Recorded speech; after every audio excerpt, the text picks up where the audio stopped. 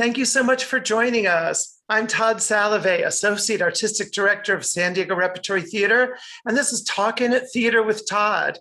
As we start any production at San Diego Rep, we like to gather the artists together and speak about the making of the production.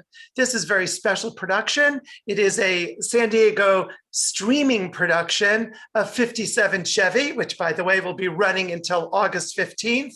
And I'm joined today with Emmy Award-winning writer and the playwright Cris Franco, incredible actor, member of Culture Clash, Rick Salinas, co-director of the piece, also a member of Culture Clash and the San Diego Rep's resident playwright, Herbert Siguenza, and the founding artistic director of San Diego Rep and co-director Sam Woodhouse. Welcome, everybody.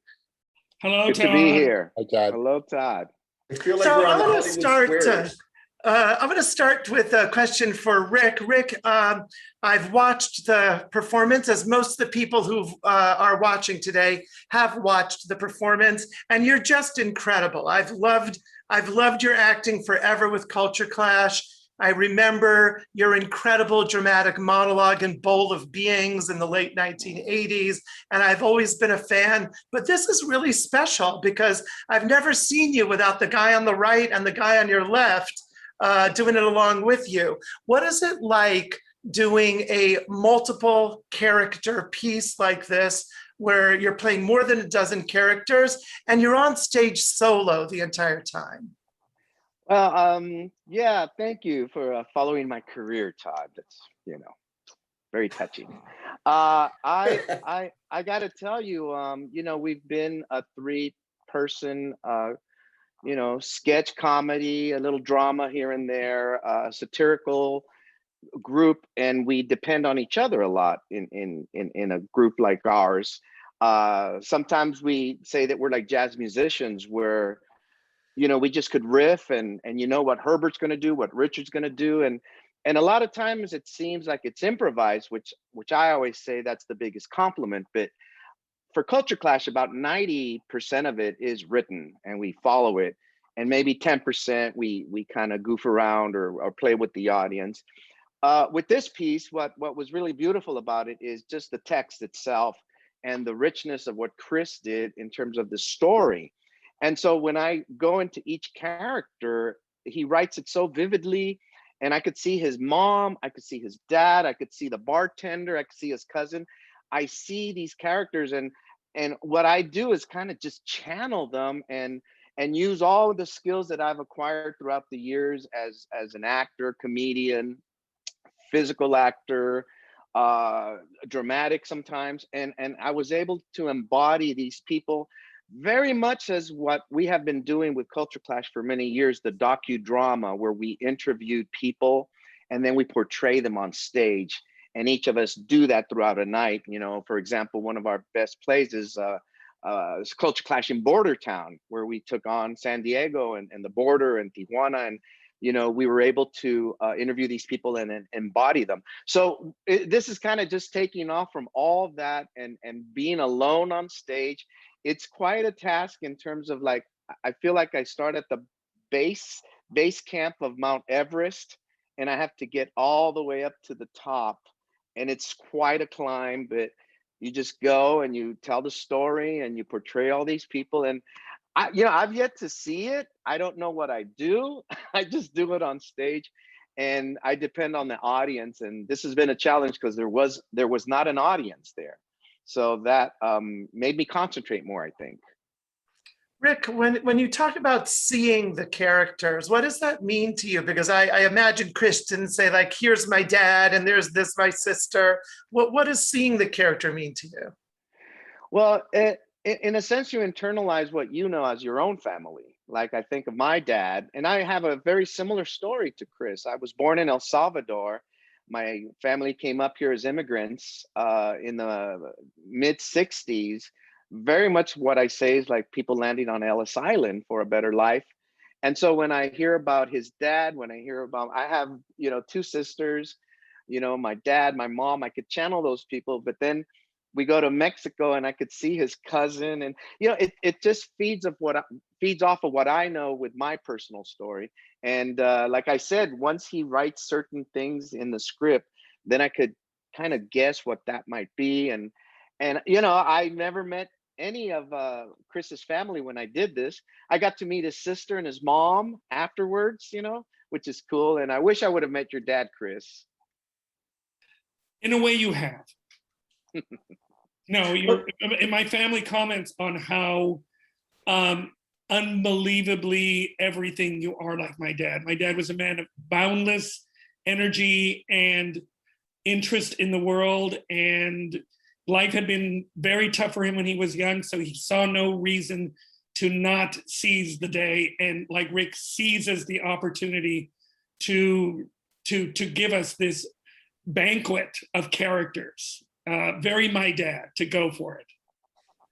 Cris, I see behind you, you have the 57 Chevy and an Emmy and a lava lamp, all this great iconography. Could you tell us? I'm a true baby boomer. I'm the real thing. Yeah.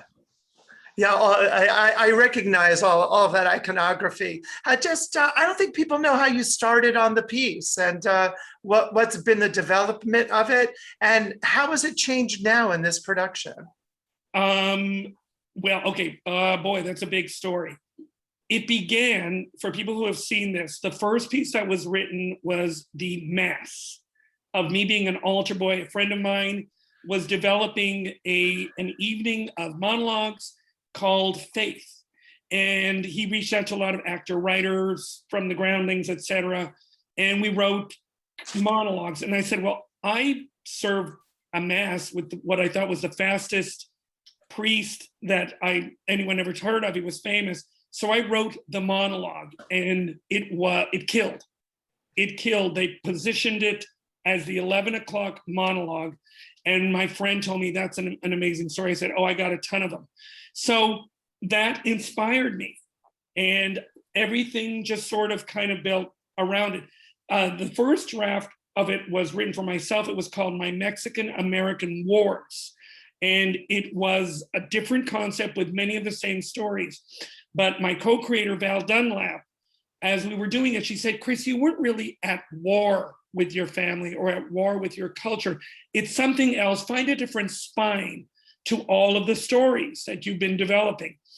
And I thought about it, and I thought, you know, it's the Chevy.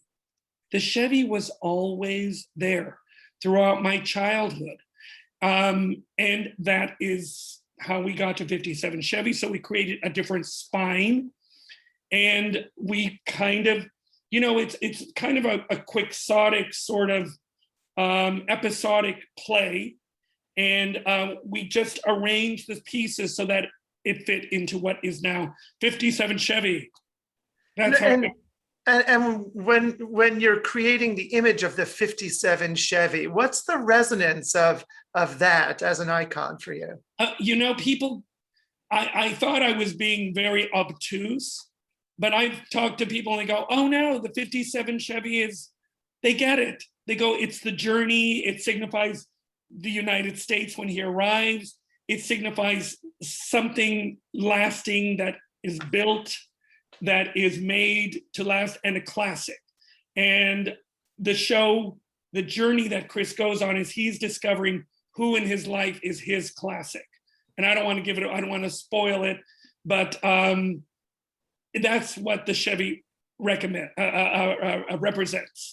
That's but as also, you're, Cris, yeah. Just real quickly, when we do this show, I can't tell how many times people say, my car was a Charger, my car was a Dart, my family car was the station. Everybody had that one car where it was the family car. That got passed down, that, you know, everyone learned to drive in, that wonderful things happened in, that crazy things happened in. It's a very baby boomer and American thing about the family car that almost becomes a part of the family because it's been around for so long. And so it's a very universal American experience, I think, especially from our generation, when people kept cars to where they could be fixed and could last for 2 or 3 generations. Not so much like what we have today, which they don't last that long. Herbert, did you want to add something? No, that you had a 57 Shiva. Oh my gosh, I can't believe you say that. He was Thank you waiting so for that. much. For the Waiting joke. for that. Herbert, The way to go. Shiva. In fact, as Chris was talking, I hadn't thought about this in years, but our first family car was a 57 Plymouth Savoy. Big fins, vintage year, push button transmission, and you try all your life to get a car like that again, just to be in that car again. I've had people come up after the show and show me a picture. They go, these are some pictures. See, this is our Dodge. And there's the passion that they have for their stories, going to the drive-in, learning to drive, going, TPing houses, stealing the keys. I've heard so many stories about their adventures with family cars. So it's very relatable in that regard. And don't leave out making out, because those were big seats back then. You're right. Oh, And there was no stick in the middle. This is an exciting project, Todd, because, Chris has been around a long time in TV, doing TV, film, theater, and Rick is a legend, so it's just a great project where, old veterans from the Chicano movement are getting together and creating something. I'm really proud of this piece. When Chris was talking about the genesis of the piece, you mentioned the Mexican-American Wars, and we have a clip from the show that is illustrative of that thematic side. AJ, I wonder if you could play the clip for us. You listen to your daddy. Daddy knows best. American boys don't listen to their daddies. Most American things are good. American milk, very good. American automobiles, very, very good. American children, very, very bad. So, Junior, you be a good Mexican boy. Now take this pot from this water. Be careful, don't spill. Oh, jeez. Okay, I won't spill a drop, Dad. Whoa. Oh. I'm a Mexican boy living in America. That makes me a double agent. Dun, dun, dun, dun, dun, dun, dun, dun, dun, dun. And I have a time bomb. It's gonna blow me up to smithereens. Smithereens, whatever that is. 5, 4 seconds before total destruction. 3, 2, 1. No, no, Junior. I'm all wet. That's just awesome. Rick, as in all the pieces, you just do such an amazing job embodying the character and the story. Herbert, you have done a solo show, several solo shows, but you've toured Picasso. You did a video about Picasso. How did that experience inform you in directing, co-directing Rick in a one-person show? No, that's very good. Yeah, things change. I mean, when when you're doing a play in front of an audience, it's a continuous action, right? But in film, you're able to just do pieces, moments, cut, next moment, cut. And I guess the hard part here was putting it together so it looks like it was a continuous performance. And it really does feel like a continuous performance on film, but it was not a continuous performance. We did moment by moment. And that's really hard to do for an actor because they have to keep that energy up, over. I think what helped both Herbie in his wonderful performance and Rick is that they did it as plays for a long time. So I think emotionally, they were able to chart, I am here. Yes. And that helps a lot. It reads in the quality of their performances. Did you feel that, Rick, is that as you went from moment to moment, you kind of knew what that section was? You could live in that section, even as you were doing multiple or different shots? Yes, I think what Chris says, and Herb knows that, I think this wouldn't have worked if I did it cold, for example, the first time. I think I was able to we've done readings of this and we've done performances of it. So I knew where the character was going to be and what was coming up next. And that helped greatly. But to do it from scratch, you know, and I think it would have been so difficult, almost impossible. And I can't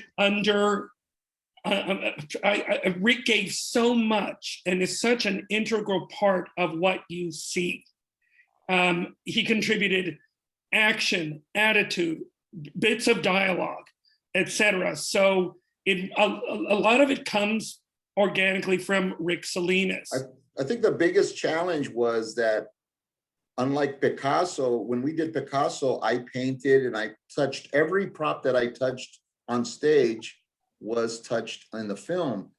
Not in Rick's case. In Rick's case, we threw all these props, all staging, all these sound effects. We threw all this stuff at him because he had a naked show prior to that. You know, it was just him in a desk. So we threw all this stuff in, and he managed it. That was the hard part. And Herbert, you know how I love doing objects and then making them into something. Yeah. I've done that as a kid. Yeah, so it's fun to see all these items, and all of a sudden, what do I do with this? Okay, it becomes a sink.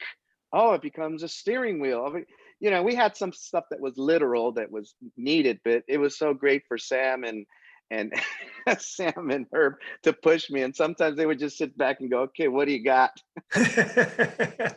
Sam, this is the second play you've directed as a streaming video. How has that changed the way you direct? Is it different to do something which is just for the stage and something which you're directing to be recorded as a video? Thank you, Todd. The difference between directing a film or directing a play, it's, you know, ironically, there's a great deal of similarity. I'm not sure I approached it really any differently, except to say that when you're filming, the intensity of the process is exhausting for the performer, and we would work 6 hours a day in shooting the film. And I suppose if we were doing a rehearsal, we would work 6 hours a day. For some reason, I'm not even sure what it is. Perhaps you guys know, doing the film is more of an exhausting and demanding process. Maybe that's because there are cameras in front of you rolling all the time, and we're trying to integrate sound at the same time. And we were literally shooting, and there's a scene, it's in the can, go to the next scene, which is, you know, and that we never go back. Creating a stage play, you're doing repetition. There's a tremendous amount of going back, revising, commenting. The actor develops the ability to do the whole piece at once. We were working in segments, in tiny sections, where the detail that we were working on was immediate and precise. And then 10 minutes later, we're gone. We're done with that. Let's go to a new thing. Just a different way of essentially capturing, use that phrase you hear in film a lot, capturing a performance. I would say what's similar about them is we are leaning on the skills of a veterano actor here who's been, you know, blazing on the stage for over 30 years. And there's no question that Rick's skill as a performer rises out of this film and carries the film. And I think you walk away sort of just amazed by, my goodness, what is that man able to do? The piece is telling an interesting story in today's social climate. And I wonder if any of you would like to comment about how you think 57 Chevy adds to the many conversations that are happening now. Herbert? I think the main thing is it shows Latinos as Americans. And, you know, that seems like a radical thing, right? Because the media shows us as foreigners, as the other, as recently arrived. And that's such a myth. There are millions of us that have been here that are now 2-3 generations. And, you know, we were here, we were in the 50s, we were in the good old 50s, we were around, you know. But, you know, you turn on TV, you don't see us in the 50s. We were invisible, just like African-Americans were invisible in the 50s, right? But we were here and we were participating and we were going to the wars and, you know, but we don't get credit for any of that. You know, we're still seen as the foreigner. I agree. It normalizes us. You know, Yes. as Herbie said, we have been made into this this invader, an invader, an alien. And 57 Chevy just takes away all of that. And it's actually such a common experience. This is really what most Latino families went through. Well, we First, have three right immigrate. here. There's three examples right here. Me, Rick, and you. Yep. Our three families are immigrant families, but here we are. Yeah, you become part of the American fabric very quickly, especially children acculturate rather quickly. My sisters came knowing no English, and they were achieving within like 3 or 4 months. Children really acculturate quickly. And that's what I think is kind of radical about 57 Chevy. It just makes a lot of assumptions about we're here. It's just a family. They got their problems. They got their car. They got, a regular experience, and it normalizes us. And that's sort of what we need, and the fact that we're placing it in what was the inner sanctum of American Americana, which is the 1950s and 60s, once again, where the US was at its prime, at its mightiest, empowers the play itself. Rick, what do you think is a bigger move for the family, from Mexico to South LA or from LA to the Valley?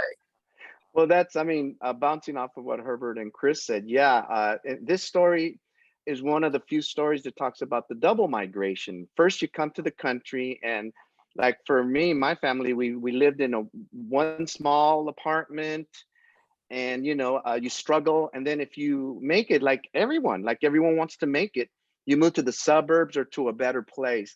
So it's a double migration from Mexico to South Central, and then South Central to San Fernando Valley, which that was huge because they were one of the first Mexican families in predominantly Anglo white areas.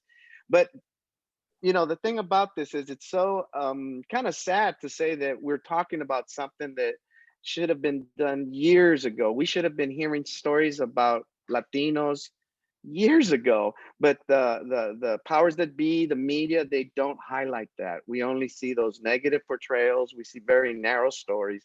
So we shouldn't even be talking about, we should have like 10 57 Chevy like films and plays, and we're finally coming to that. And just one funny thing that happens when this play was done, I would get people, women and men from Australia, from England, Canada, Philippines, all different cultures, and they would just say, that's my dad. That's my dad. My dad did the same thing. My dad wanted me to be that person, And then I go, wait a minute. So you're telling me that your dad is a Mexican immigrant, right? Which has been so vilified lately, especially in the last 4 years. So they're saying that my dad was just like your Mexican immigrant father. I love that your dad wants his kids to be doctors, lawyers, and the fallback is an engineer. As at least an engineer. Yeah, at least an engineer. It was like that. That'll just squeeze you right in.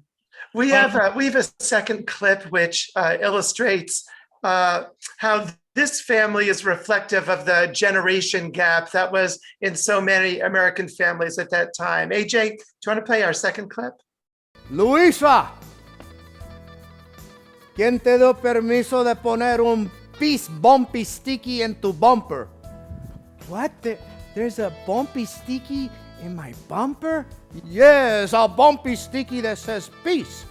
Only los hippies that come into the shop smelling like marijuana put peace bumpy stickies in sus vans. You put it on, you take it off. But Daddy, I didn't put it on, but I think it looks cool. I'm not taking it off. ¿Qué? ¿Cómo? Yeah, I'm not taking it off because the war is dumb and fighting is stupid. Ay, pero mija, sometimes we have to fight to do good. But Daddy, we are not doing good. The military-industrial complex is sending our boys to die in a covert war between us and the Chinese, using the Vietnam people as pawns in their ideological power struggle. ¿Qué? No, we are good Americans. You take that bumpy sticky off. Daddy, no. Do as I say. But Daddy, what if the war goes on and Junior gets drafted? America will have won the war many times over. You take that bumpy sticky off. Luisa refused. And the next day, fueled by patriotic pride, Dad did the unthinkable.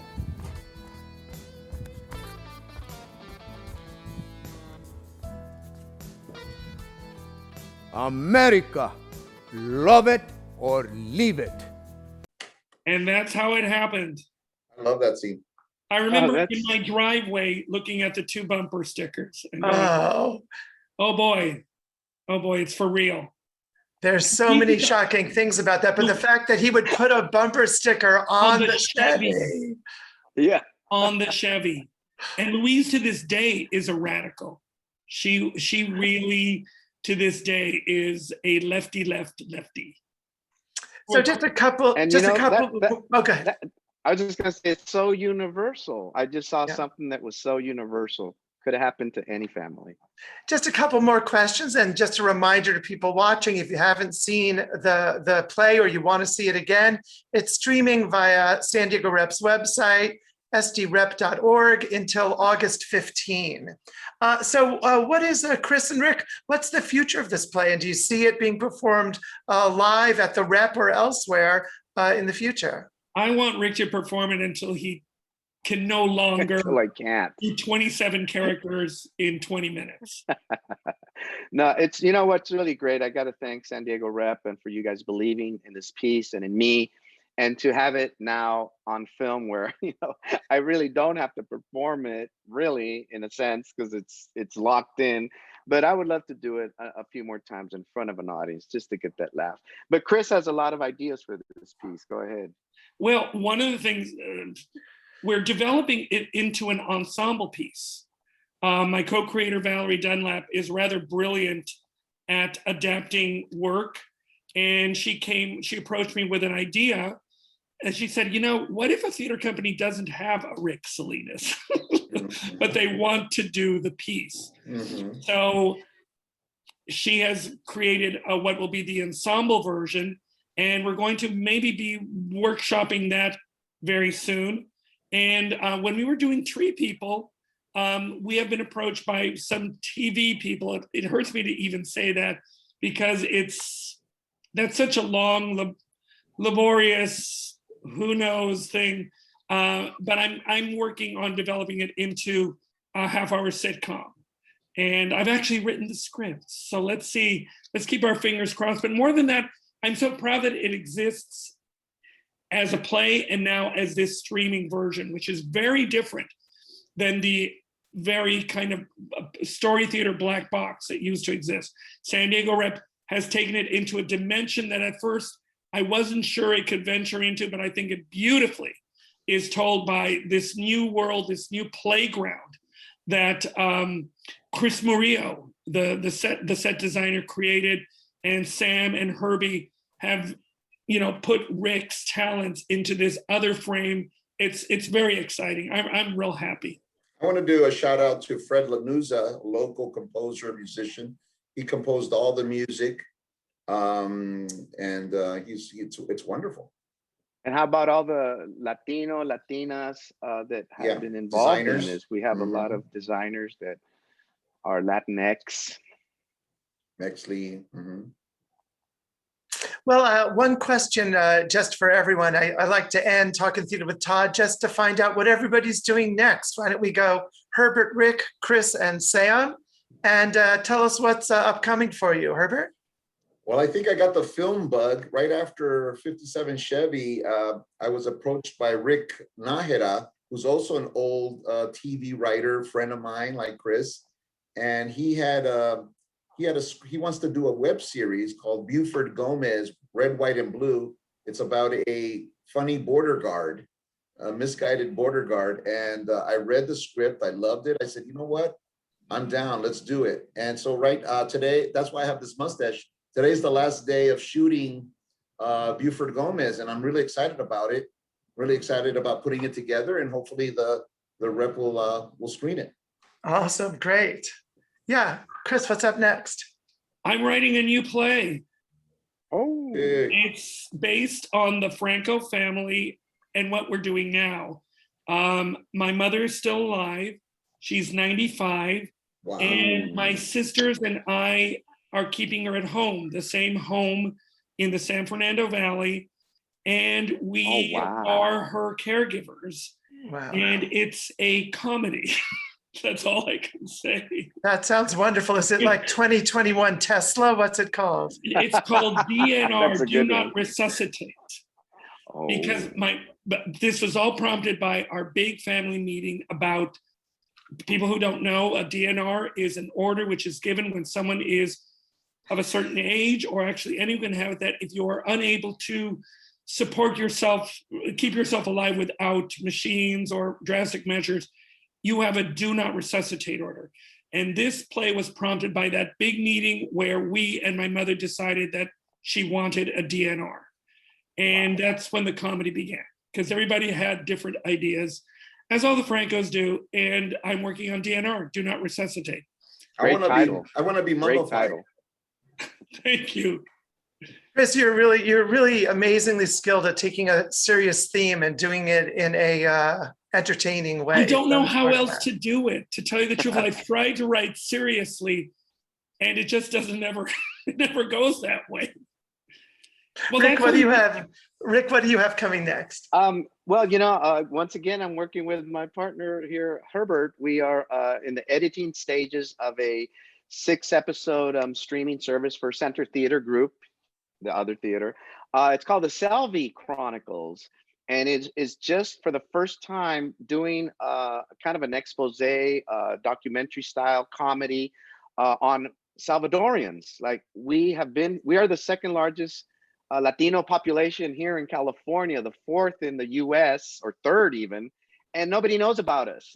And so we're doing a funny take on it. It's almost like Sesame Street on what all things Salvadoran. So we're going to be editing that, and it'll premiere first week of August. Is Oh, P for pupusa? Yes, pupusa. Everyone knows pupusas. And Sam, what else? What do you got coming up? Unmute. Mute. Sorry, I was on mute. Well, first I'm going to shave my mustache so it looks like Herbert's today, because my entire life I've never seen anyone with a mustache like that. No. After I do that, no, don't do that, Rick. Okay. I like your mustache. I'll step back. I'll keep it as it is. I'm working on the actual resuscitation of live theater at San Diego Rep.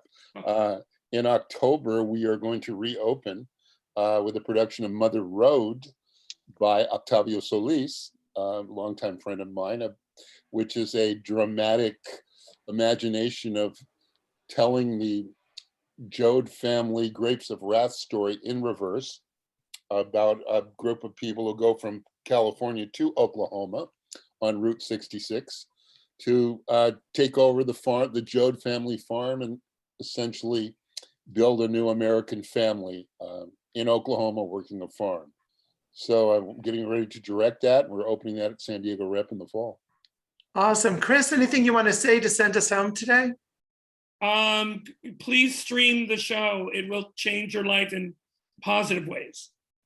Awesome. Our guests today are the creative team of 57 Chevy, Cris Franco, the author, Rick Salinas, star, Herbert Siguenza, and Sam Woodhouse, co-directors. I'm Todd Salovey. Thank you so much for joining us for Talkin Theatre with Todd. Enjoy the show.